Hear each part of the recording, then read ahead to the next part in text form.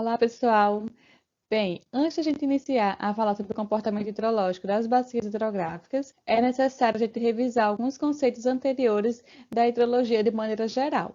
Então, a primeira coisa que a gente precisa entender é o conceito de hidrologia. E a hidrologia simplesmente é uma ciência que estuda a água sobre a terra.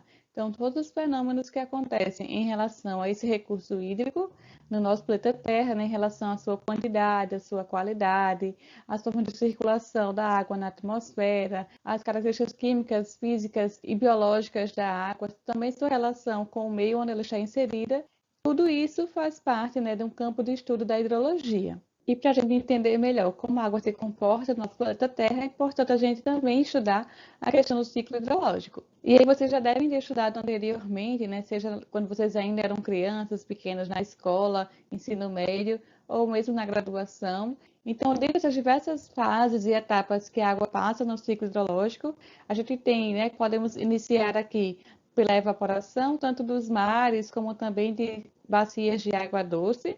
Essa água evaporada, ela vai se condensar, formando as nuvens aqui na atmosfera. Depois do fenômeno da condensação, as partículas de água, né, as gotículas de água das nuvens vão se aglomerar, vão aumentar o seu peso e, consequentemente, vai precipitar.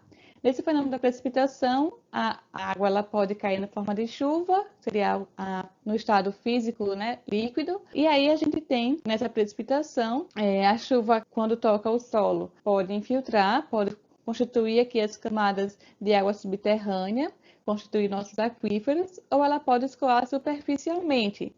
E aí, nesse escoamento superficial, pode também vir a formar os rios, as lagoas de água doce, por exemplo, né, que estão associadas com esse escoamento superficial. Os rios, os riachos e todos os afluentes de um corpo hídrico. E ainda há uma parcela que volta para a atmosfera, que seria associada à transpiração das plantas, e aí a gente vai ter também uma parcela aqui de água que vai voltar para o ciclo hidrológico da atmosfera, constituir a precipitação, depois infiltração, escoamento superficial, e a água ela fica aqui continuamente nesse ciclo. Se a gente for considerar todo o ciclo da atmosfera, né, do ciclo hidrológico global.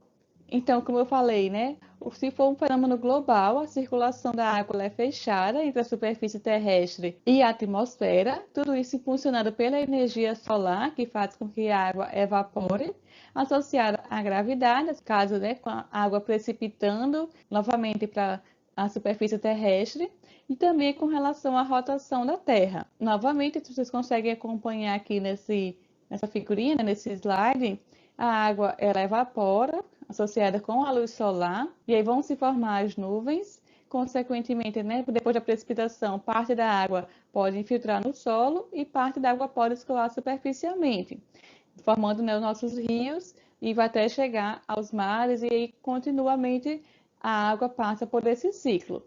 Esse ciclo que eu falei, né, do ciclo global da água, é um ciclo fechado, então a quantidade de água se mantém, ela vai recirculando em todas as etapas. Os oceanos vão ter, né, maior evaporação do que precipitação em relação à superfície de água que está disponível, e aí nos continentes acontece o contrário, né? Vai ter uma maior precipitação do que evaporação. Então, nesse sentido, nessa parte do ciclo global, a gente tem essas características. Mas eu também posso considerar o ciclo regional da água. E aí, nesse caso, seria um ciclo aberto, em que parte da água ela retorna para a mesma bacia onde está caindo, para o mesmo local onde a água está caindo. No entanto, parte da água pode ser trazida da atmosfera de outro local, ou então parte da água pode ir para outra bacia hidrográfica. Então, eu tenho uma questão de balanço hídrico entre a água que entra na minha bacia, na região onde eu estou analisando esse ciclo hidrológico, e a água que sai desse local que eu estiver estudando.